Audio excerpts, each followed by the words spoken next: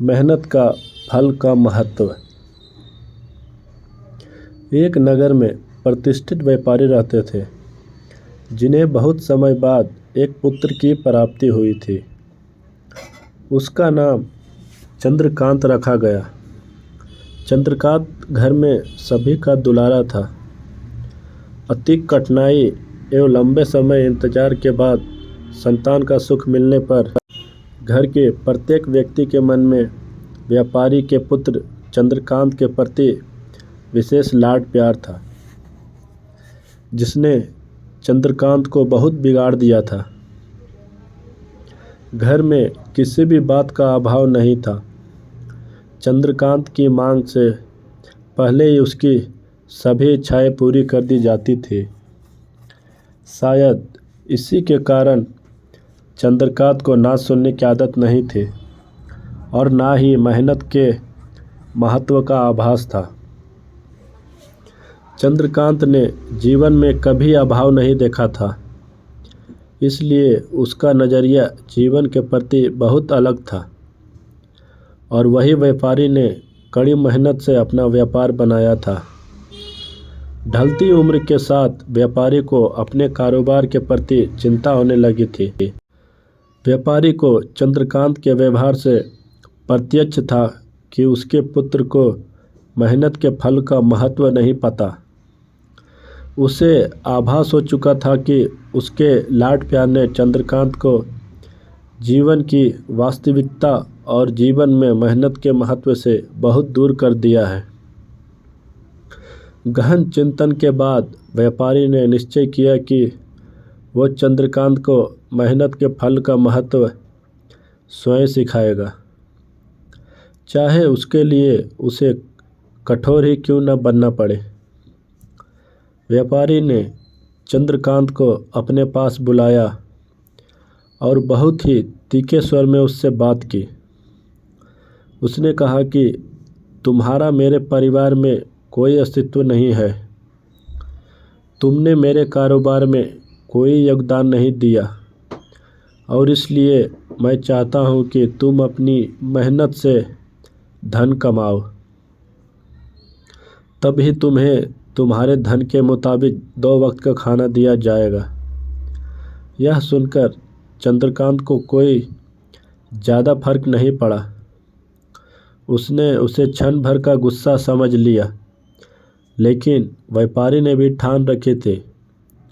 उसने घर के सभी सदस्यों को आदेश दिया कि कोई चंद्रकांत की मदद नहीं करेगा और ना ही उसे बिना धन के भोजन दिया जाएगा। चंद्रकांत से सभी बहुत प्यार करते थे, जिसका उसने बहुत फ़ायदा उठाया। वो रोज़ किसी न किसी के पास जाकर धन मांग लाता और अपने पिता को दे देता और व्यापारी उसे उन पैसों को कुएं में फेंकने को बोलता, जिसे चंद्रकांत बिना किसी अड़चन के फेंक आता और उसे रोज़ भोजन मिल जाता। ऐसा कई दिनों तक चलता रहा, लेकिन अब घर के लोगों को रोज़ रोज़ धन देना भारी पड़ने लगा। सभी उससे अपनी कन्नी काटने लगे, जिस कारण चंद्रकांत को मिलने वाला धन कम होने लगा और उस धन के हिसाब से उसका भोजन भी कम होने लगा। एक दिन चंद्रकांत को किसी ने धन नहीं दिया और उसे अपनी भूख को शांत करने के लिए गांव में जाकर कार्य करना पड़ा। उस दिन वो बहुत देर से थका हारा व्यापारी के पास पहुंचा और धन देकर भोजन मांगा।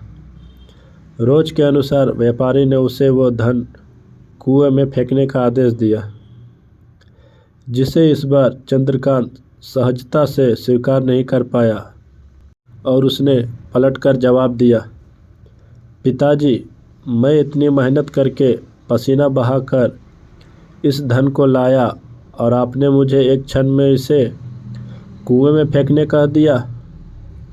यह सुनकर व्यापारी समझ गया कि आज चंद्रकांत को मेहनत के फल का महत्व समझ आ गया है। व्यापारी भली भांति जानता था कि उसके परिवार वाले चंद्रकांत की मदद कर रहे हैं। तब ही चंद्रकांत इतनी आसानी से धन कुएं में डाल आता था, लेकिन उसे पता था एक न एक दिन सभी परिवारजन चंद्रकांत से कन्नी काट लेंगे। उस दिन चंद्रकांत के पास कोई विकल्प शेष नहीं होगा।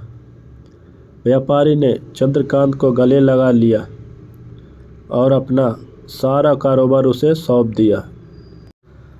आज के समय में उच्च वर्ग के परिवारों की संतानों को मेहनत के फल का महत्व पता नहीं होता, और ऐसे में यह दायित्व उनके माता पिता का होता है कि वे अपने बच्चों को जीवन की वास्तविकता से अवगत कराएं।